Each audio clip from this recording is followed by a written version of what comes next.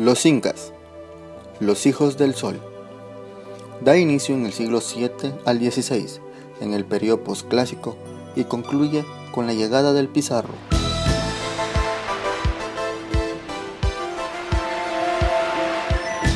En su historia, una de las tribus menos antiguas de Perú, la Inca, presenta unos inicios bastante oscuros. Los relatos míticos acerca de su origen se refieren a 4 varones que, acompañados de sus hermanas, con las que se desposaron según la costumbre de los nobles de la época, viajaron hasta establecerse tras denodados esfuerzos en el valle donde se asentaría la ciudad de Cusco. Manco Cápac, Mama Ocllo y su familia se diseminaron para poblar la zona, edificaron un templo al sol y dividieron la región en 4 secciones, las Suyu, en las cuales se multiplicaron. Los quechuas forjaron un estado centralizado en la figura del Inca, el gobernante auxiliado por un consejo superior formado por 4 capacs, o gobernadores, de los 4 Suyu, correspondientes a los 4 puntos cardinales en que habían dividido la región de Cusco y el imperio, también conocido como Tahuantinsuyo. Uno de los 4 capacs se convertiría en el Inca. La creación del imperio posiblemente se debió a la necesidad de dotar al Inca, un funcionario civil, de poderes militares para hacer frente a alguna invasión o para desalojar a otro pueblo. La fusión civil y militar en la figura del Inca se produce por primera vez en la persona de Sichi, Roca, que gobernó durante el siglo VIII. La conquista de las civilizaciones de América del Sur no constituye un hecho homogéneo, se trata más bien del resultado de una serie de conquistas sucesivas centradas en lo que conocemos como Imperio Inca. En su ubicación geográfica, los incas poblaron desde el sur de Colombia, Ecuador, los Andes del Perú, Bolivia en el lago Titicaca y en el norte de Argentina en Tucumán, hasta el río Maule en Chile. Tahuantinsuyo estaba dividido en 4 provincias o partes, llamadas Suyu, con su capital Cusco en su centro. La provincia del sur, denominada Collasuyu, la del este Antissuyu, la del norte Chichansuyu y la del oeste Contissuyu. El territorio inca también se extendía unos 4.100 kilómetros a lo largo del Océano Pacífico, con un ancho en que Bolivia llegaría a los 800 kilómetros y a la altura del lago Junín. En el Perú, en su parte más angosta, tendría menos de 200 kilómetros. Geográficamente, comprendía 2 zonas principales, la sierra y el altiplano, en cuya área central se originó Tahuantinsuyo, y en donde los incas ensayaron sus primeros intentos expansionistas. La costa tropical pantanosa y húmeda en el Ecuador, y desértica y sin lluvias en el Perú y Chile. Los incas nunca consiguieron dominar la selva, lo intentaron, atraídos por su fertilidad, pero nunca tuvieron éxito.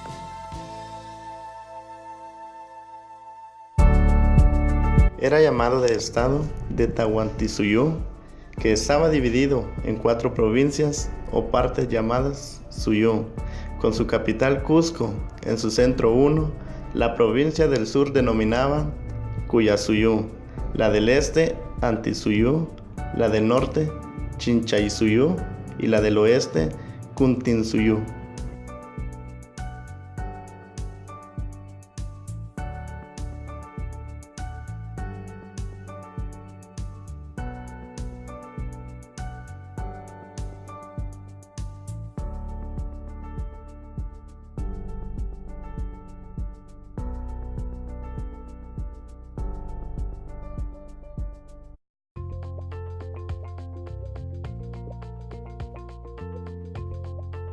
Estructura de la economía del Imperio Inca.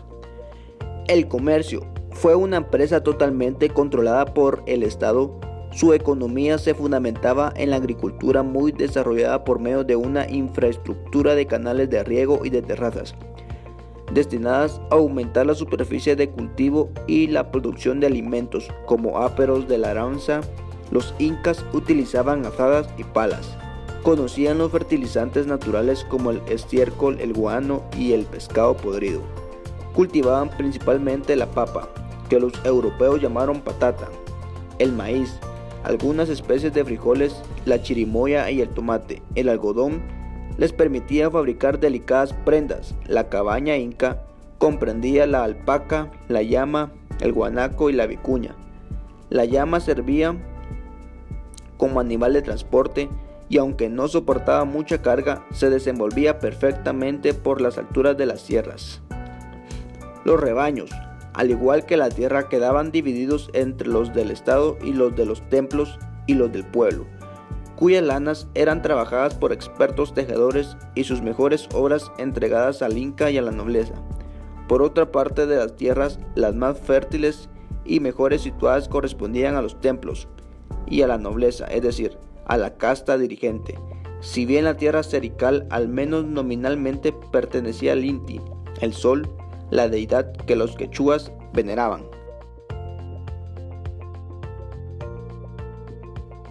Sociedad inca. Se fundamentaba en el clan llamado Ayllu y residía cada uno en un área restringida y predeterminada semejante a un barrio. Las tierras del Ayllu y determinados rebaños eran posesión colectiva. La propiedad privada individual no existía, ya que la del inca, aunque la detentara en usufructo, era inherente al cargo. Cada Ayllu estaba regentado por un jefe civil, conocido como el nombre del Macyu, asesorado por los ancianos notables de la localidad. Los amautas, reunidos en consejo, la unión de muchos Ayllu se convertía en el guamán, y la amalgama de varios guamanes nucleaba en uno de los 4 suyos.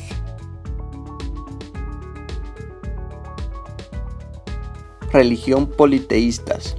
A diferencia de las culturas mesoamericanas, sus dioses no se representaban, pues adoptaron una actitud iconoclasta. Como su culto era esencialmente animista, atribuían a las cosas de espíritus tutelares que llamaban huacas. Entre los herederos de los incas aún persisten estas creencias animistas. El único caso de un dios a imagen y semejanza del hombre es el de Viracocha, todopoderoso creador del mundo y elemento cultural primario, que enseñó a los humanos las artes de la agricultura, la cerámica y la hilandería. También veneraban animales como el jaguar o el puma. En los grandes templos se rendían culto al Inti, el sol, Mamaquilla, la luna, Yapa, el dios del rayo y de las lluvias benefactoras, Pachamama, la tierra, y Mamacocha, el mar. Asimismo, cada clan poseía su propio dios tutelar y familiar, equivalente al tótem de los aborígenes de la América del Norte, al que rendían culto en los cerros próximos a la ciudad de Cusco, bajo la forma de representaciones de los antepasados del clan, objeto de respeto en tanto que fundadores de su estirpe. El incanato tuvo una religión oficial que fue utilizada como factor de unificación del imperio. El sol, al que llamaban Inti, era el dios del pueblo, la luna, el trueno y la tierra, o Pachamama, era también objeto de la adoración popular y de ofrendas especiales.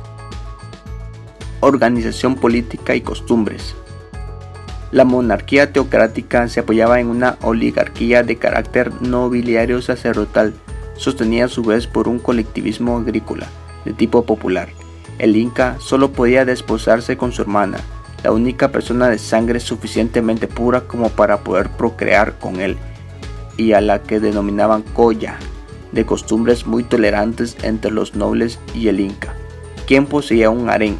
El pueblo estaba obligado, sin embargo, a la monogamia de las mujeres rechazadas por el inca. Se nutrían los templos dotados así de vírgenes, al servicio de las deidades, muy respetadas y admiradas por el pueblo. La muerte del inca, su cuerpo se momificaba y depositaba en la Coricancha, el templo consagrado al Inti, junto con los anteriores incas. Los adelantos culturales. La cultura como reflejo de una sociedad estamental y elemento de dominación quedaba limitada a la aristocracia.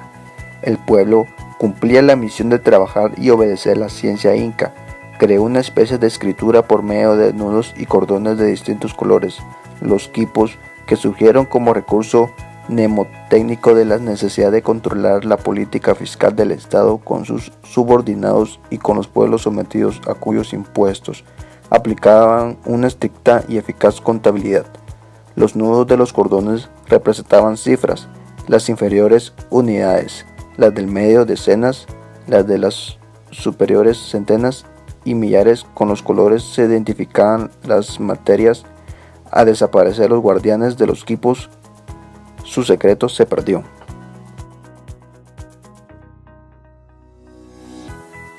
Arte: la producción de objetos de oro, plata y cobre, y en menor grado en platino, dominó la metalurgia incaica.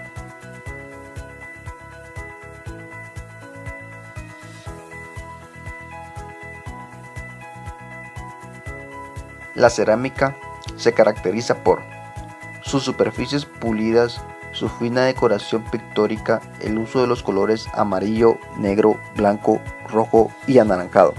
Solían pintar rombos, animales y frutos estilizados, así como plantas y flores.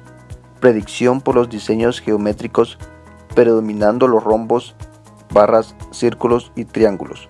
Era trabajada por alfareros populares, evidencias entre los pueblos costeños que acusaban más sensibilidad y gusto por la forma.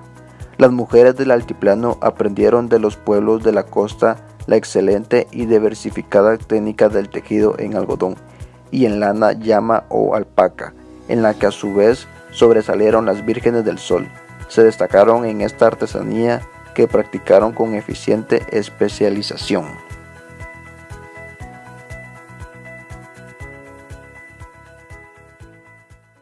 Arquitectura.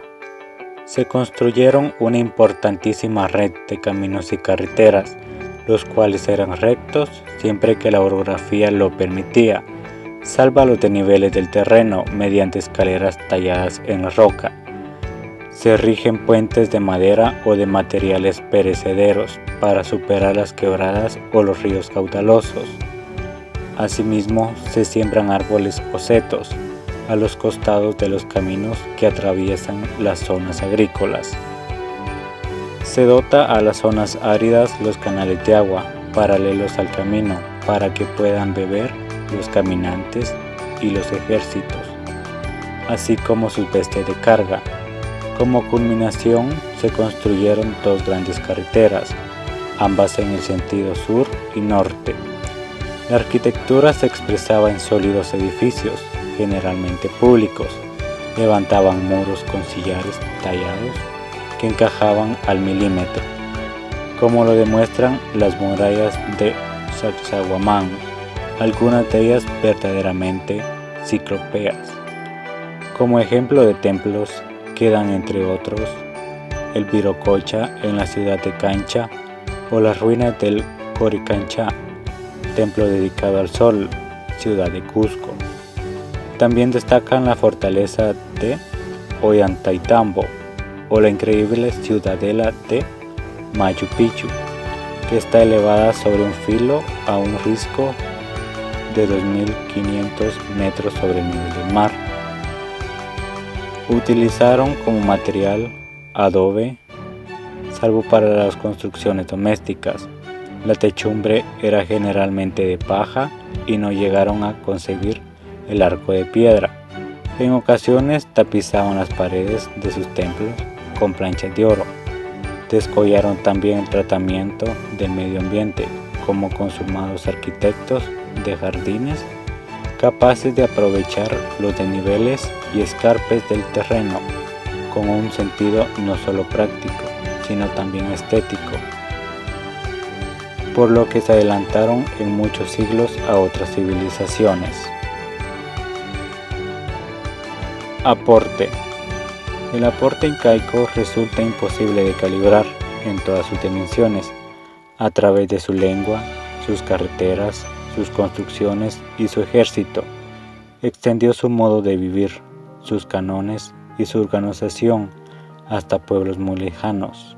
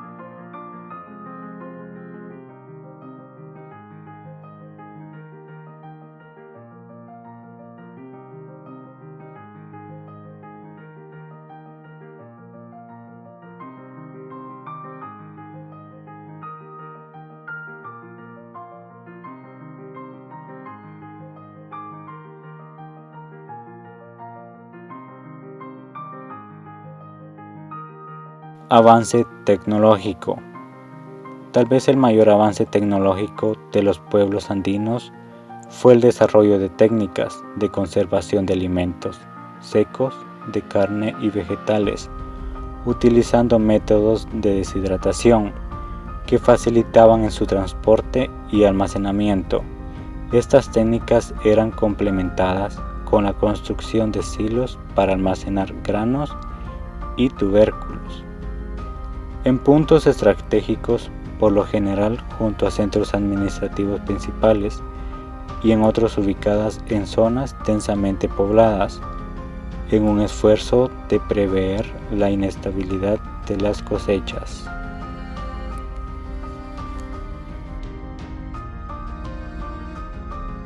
Ciudades. Cusco quedó fundado hacia el año 1200 al decidir Manco Cápac hacer de ese sitio el centro de las actividades educadoras que, de acuerdo con la leyenda, su creador, el Sol, le había encomendado. El centro de Cusco quedó determinado por la ubicación de los edificios públicos y de los palacios. El Templo del Sol o Inti Cancha, levantado en el Bajo Cusco, fue el punto céntrico del que partieron para trazar la circunferencia de la ciudad. Ciudad de Cajamarca fue una de las principales ciudades del norte del imperio y en ella la Inca. Como aparentemente fue su costumbre hacerlo, hizo construir para su uso una amplia casa de placer. Tambo, Colorado. Esta ciudad se colocó en la costa de Lima. Fue construida para controlar su propia zona. Huanocopampa. Esta ciudad fue muy importante.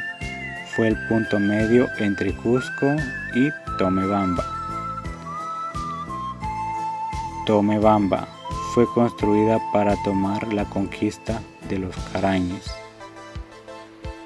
Vilcabamba era el centro administrativo muy importante, ya que en él se realizaban muchos sacrificios.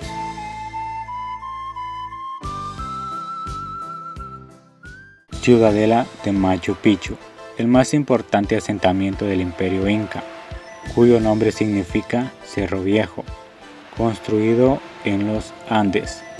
Machu Picchu fue construida sobre un promontorio a 2.500 metros sobre el nivel del mar, rodeado por el norte, este y oeste por el profundo cañón del río Urubamba, cuyo cauce actual corre 400 metros más bajo. La ciudad yace entre dos picos, el Huayna Picchu al norte y el Machu Picchu al sudeste, y fue construida sobre la ladera oriental del promontorio, por ser la pendiente menos pronunciada que la opuesta. El aspecto más sobresaliente de Machu Picchu es la cantidad de escaleras, existiendo 100 entre grandes y pequeñas dentro de los límites de la ciudadela. Las hay de 3 escalones y también de 150. Algunos son monolíticas, como la vecina Torreón, pero todas son de piedra.